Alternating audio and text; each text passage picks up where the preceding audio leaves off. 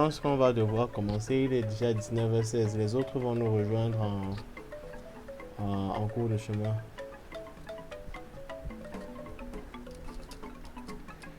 Euh, Déjà, bonsoir une fois de plus à tous les connectés.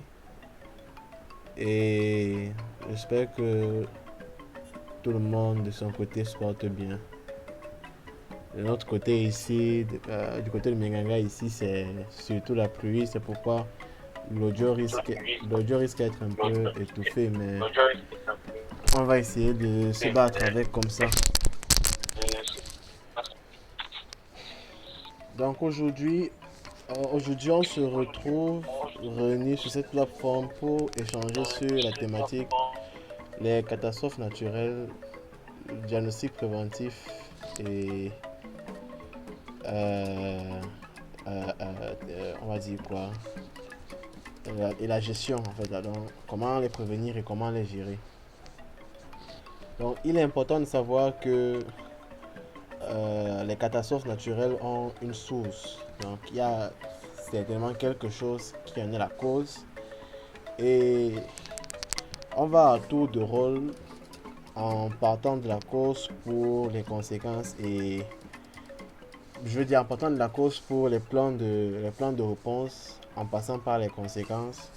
On va à tour de rôle essayer d'abord à notre niveau de vous dire ce qu'on en pense en tant qu'ingénieur, élève ingénieur et Dieu merci, on a parmi nous un expert dans la planification des réponses en cas d'accident naturel. Donc je vais commencer par vous entretenir sur les sources et pour ma part je vais surtout aborder les notions ou bien je vais dire l'aspect géophysique si je peux dire ça comme ça de la chose. Donc géophysique entre guillemets parce que c'est surtout géodynamique.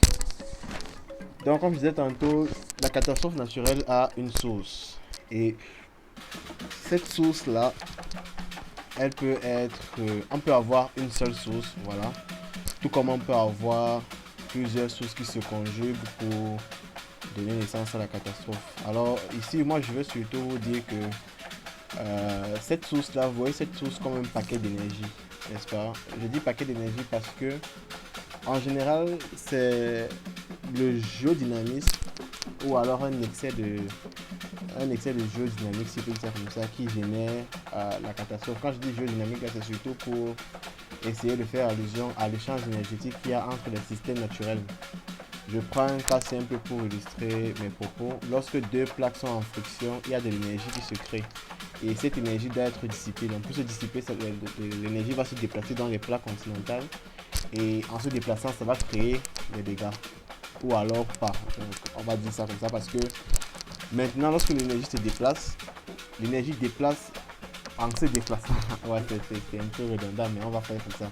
L'énergie en se déplaçant déplace des particules. Ces particules vont interagir entre elles, parfois générant des structures vides, parfois conjuguant des structures vides qui existaient déjà.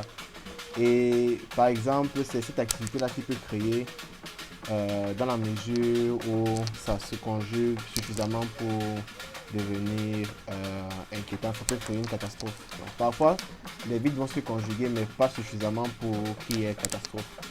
Donc, il y a ce qu'on appelle des phénomènes. Il y a ce qu'on va appeler des phénomènes naturels qui ne vont pas forcément conduire à des catastrophes, mais vous allez aussi retrouver des phénomènes naturels qui vont conduire à des catastrophes. Ça, il faut les distinguer. Donc, comme je parlais tantôt de l'énergie qui se dissipe dans les plaques continentales, on peut avoir plusieurs autres cas. On peut avoir de la même façon, et de la même façon, on peut avoir, je sais pas moi, la concentration atmosphérique qui change peut-être à cause d'un volcanisme quelque part, ou alors je vais dire, quand je parle de concentration atmosphérique, je parle surtout de concentration en éléments. Donc, il y a des couches de gaz qui remontent vers l'atmosphère à cause d'un volcan qui a eu quelque part et ces couches de gaz sont entraînées par les courants de vent jusqu'à ce que sur l'effet de précipitation il y a ces couches de gaz se mélangent à l'eau qui se précipite pour retomber sur les populations. Donc, voilà encore un autre cas où la géodynamique de l'environnement a engendré un accident.